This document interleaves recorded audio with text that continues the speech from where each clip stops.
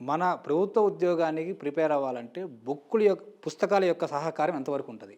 Yes. Books అనేటువంటిది కూడా best book ఎంచుకోవాలండి. ఏంటంటే ఏపీపీఎస్సీకి, టీఎస్పీఎస్సీకి కొన్ని స్టాండర్డ్ రిఫరెన్స్ బుక్స్ ఉంటాయండి.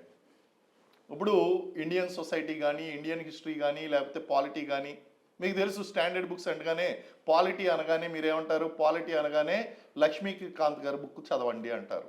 సోషియాలజీ అనగానే మేజర్ శ్రీనివాస్ సార్ బుక్ చదవండి అంటారు. లేకపోతే ఎకానమీ అనగానే మృణాల్ సార్ బుక్ చదవండి, ఆయన వీడియోలు చూడండి అంటారు.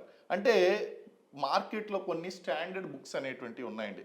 అవి చదవడం అనేటువంటి చాలా చాలా చాలా చాలా చాలా ఇంపార్టెంటు. స్టాండర్డ్ మెటీరియల్ లేకుండా మీరు గవర్నమెంట్ జాబ్ కొట్టలేరు.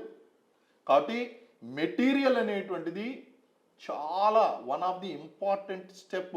మీరు ఎంచుకునే పుస్తకం కూడా it can make you or it can break you.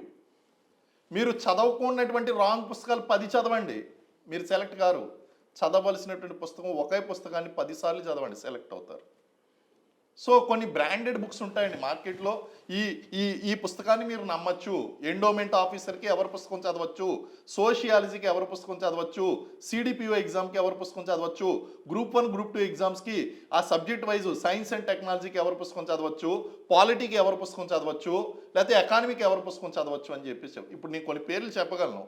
చెప్తే ఏమంటారంటే మిగిలినటువంటి మా పేర్లు చెప్పలేదు కాబట్టి వాళ్ళు నా పట్ల విరోధాన్ని చూపిస్తారు, అలాగే కింద కామెంట్లు కూడా పెడతారు. సో నేను ఏంటంటే కొన్ని పుస్తకాలు నేను చెప్పదగినటువంటి నేను చెప్పాను, ఇంకా చాలా పుస్తకాల పేర్లు నేను చెప్పడం లేదండి మీకు. సో ఆ స్టాండర్డ్ బుక్స్, అలాగే government books, Telugu academy books కానీ, లేకపోతే స్టాండర్డ్ ఆథర్స్ రాసినటువంటి ఇంగ్లీష్ మీడియంలో ఉన్నటువంటి పుస్తకాలు కానీ చదవాలి.